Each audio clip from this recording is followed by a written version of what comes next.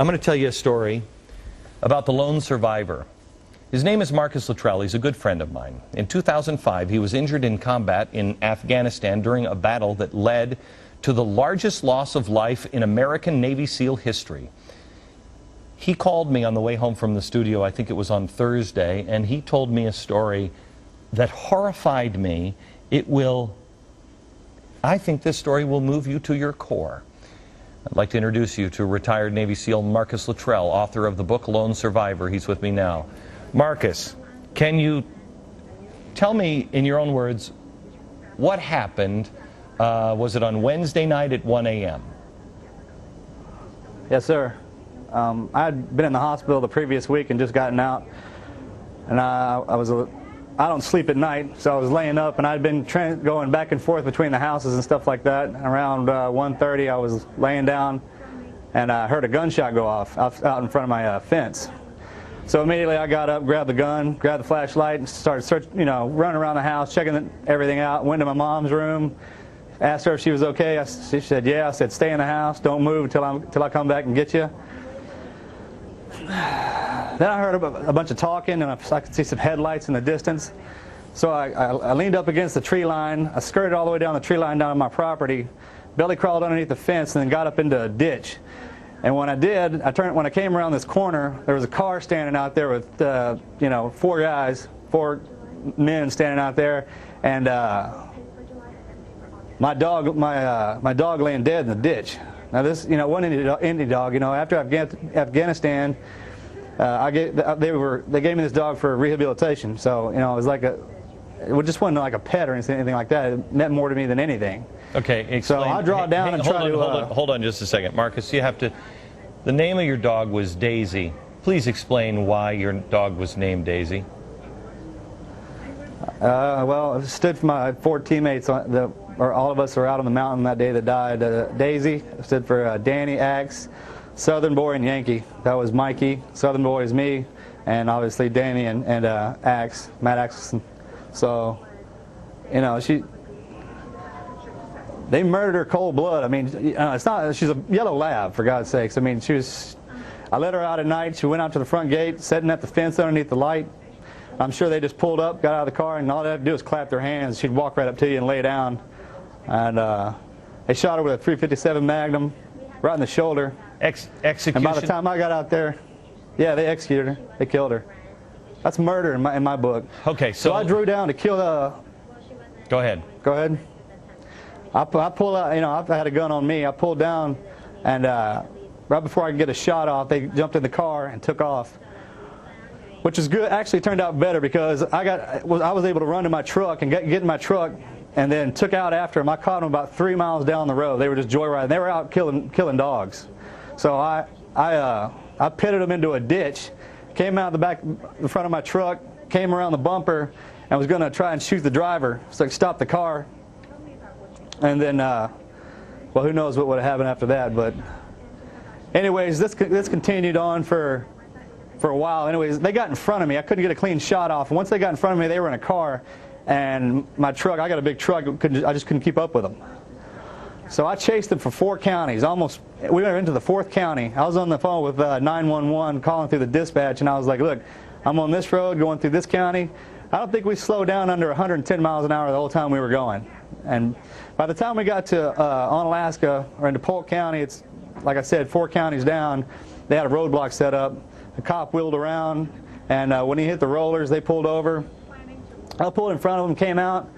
I locked down behind my bumper and drew my gun again, and the sheriff took over from there, got him out of the car, laid them all down flat and stuff like that, and he pulled me to the back of his cruiser while he was searching their car. And the thing about it is that, I was just like, I was asking, like, which one of y'all killed my dog? And they were like, you think your dog was something? Yeah, wait till we kill you, this, that, and talking smack to me, and I was just like, what's going through my head is like, it's unimaginable. I can't even say it on TV what I was going to do to them. Yeah, I mean, you just can't. There's one thing. This just shows how stupid these guys are. Killing a dog is just insanity nut job stuff in the first place, but killing the lone survivor's dog even more nuts than you could possibly imagine. All right.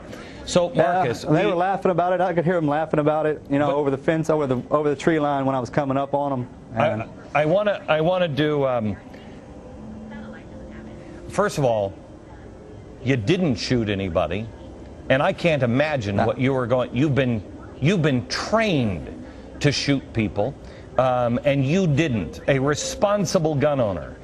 The second part of this story is two of the guys. Do we have two mug shots? Do we have both?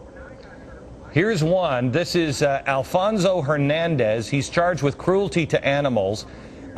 He has, these guys were out shooting dogs. They have killed others. Do you know how many, Marcus?